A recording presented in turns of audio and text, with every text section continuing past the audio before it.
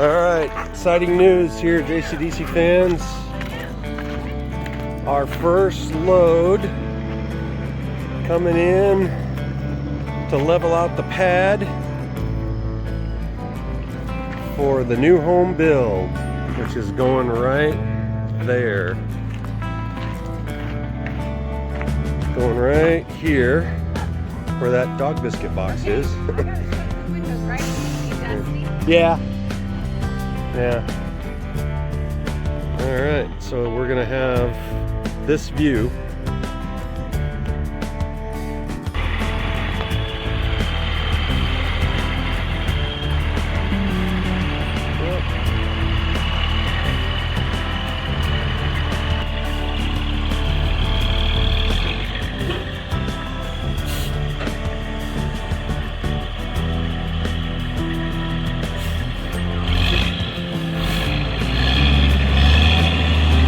Go. First load of AB mix to level out the pad.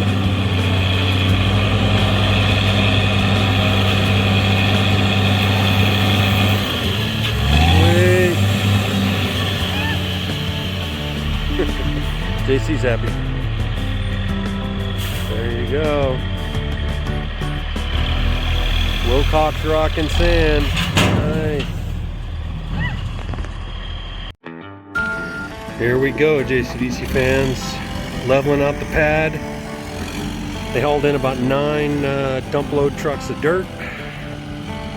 Looks like he's already tore into at least 1 or 2 of them. And starting to level the pad area here for the foundation. And we'll get going, more to come.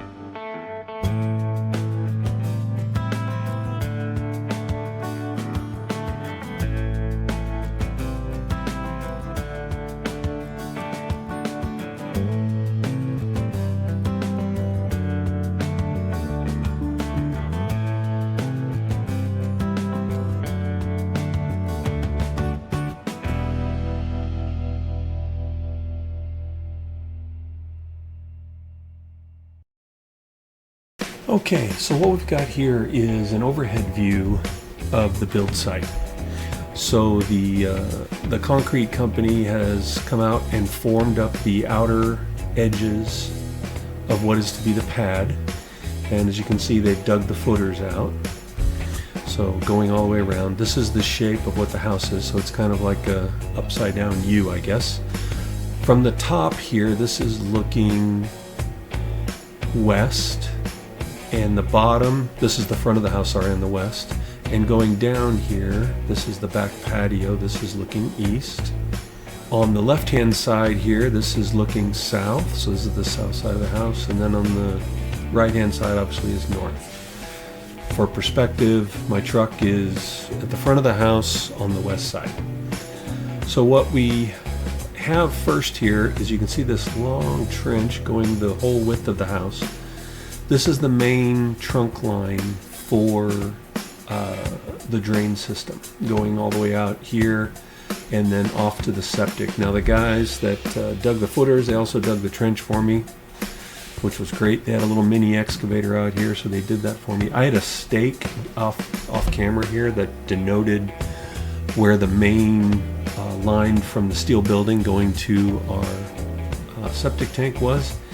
And so they kind of took it upon themselves to angle this down towards that stake. So I'm gonna have to put probably a 22.5 in there to be able to lay this right, or I'll have to maybe redig this, which I really don't want to, but we'll see what happens there. So for right now, basically it ends right here. That you can see this little black line sticking up there. It's actually a clean out there that extends beyond the pad. And then we'll start on the south side, which is the left here. There's also a clean out on this side, so I made it so that we could, run clean outs the whole length of the trunk line. So that's what there, and you can see I've got it sleeved here because that's actually going through the footing. So I put a sleeve on that side. I believe there's one on this side, though it's pretty low. I don't think a whole lot is exposed to the footing, but I did sleeve that side as well. But this one is definitely into the footing, so I sleeved it, wrapped it with sill foam, the sill plate foam, and then I wrapped tar paper around it and taped it all up. So there won't be an exposed, this is all ABS we're using, so there won't be an exposed ABS to the concrete. So starting here, moving south to north, or moving from left to right, we've got a small trunk that goes and feeds the master bathroom.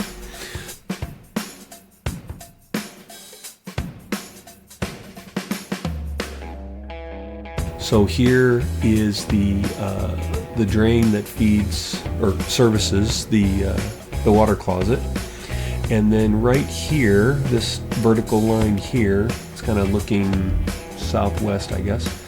That's the wet vent that also services the vanities.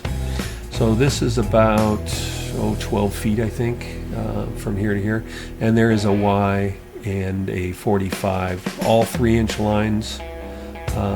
Servicing the drain, the main trunk line.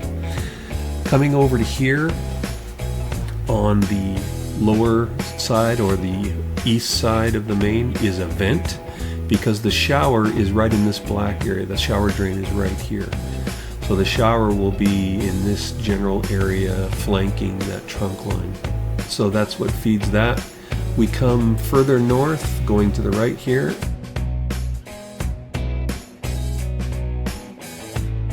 And there you can see there's another trunk line that comes out. We've got 2 vertical stacks. One is for the toilet, and one is a wet vent that services the vanity.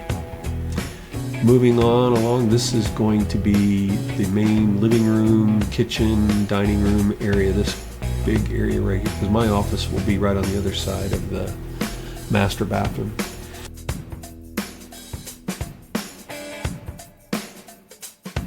But coming all the way over here, we get to the kitchen sink drain.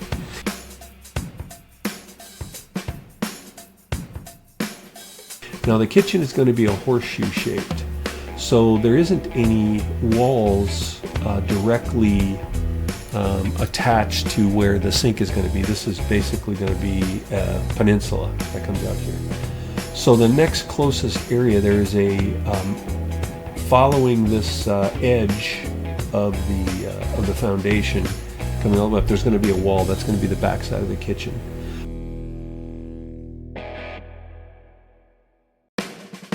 So you can see this shadow right here. There's a vent line that's going to go up through the wall there to service the sink.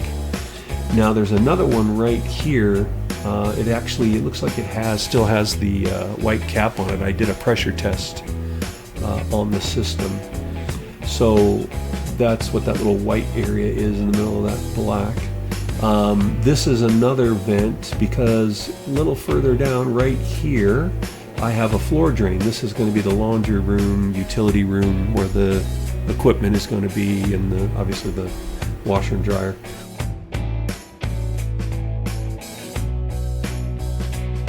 So I put in a floor drain in there as well. So we've got 2 vents and then a floor drain. And then on this feeder line here, this is going to be the guest bathrooms.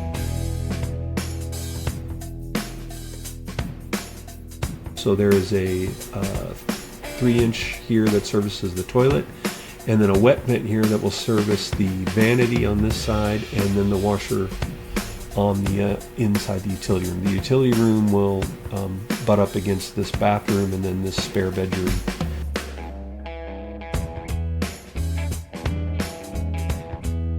We'll connect there. There'll be a hallway down into here and a hallway on this side that separates the kitchen from the front of the house, and then connector down here.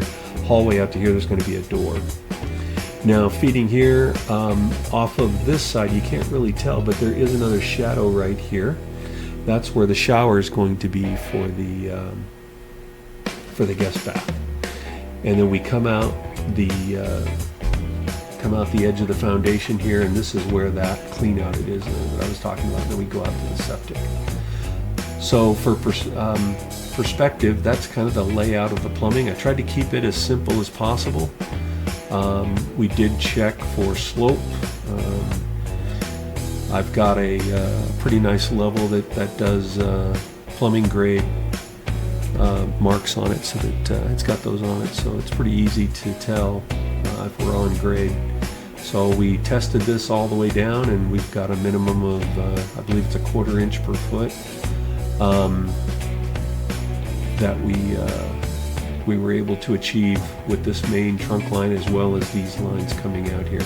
So that's why this side you can see it's sleeved, because we're obviously going down, but yeah, it doesn't show up as prominent as this side is. So that's the plumbing layout. Here we see the rebar are all set and the pad is ready for concrete. We have our vertical rebar ready for placement once the concrete is poured, which will be the basis for that ICCF block. Hopefully you'll join us next time, where we show off the newly poured slab and get started laying the perfect block.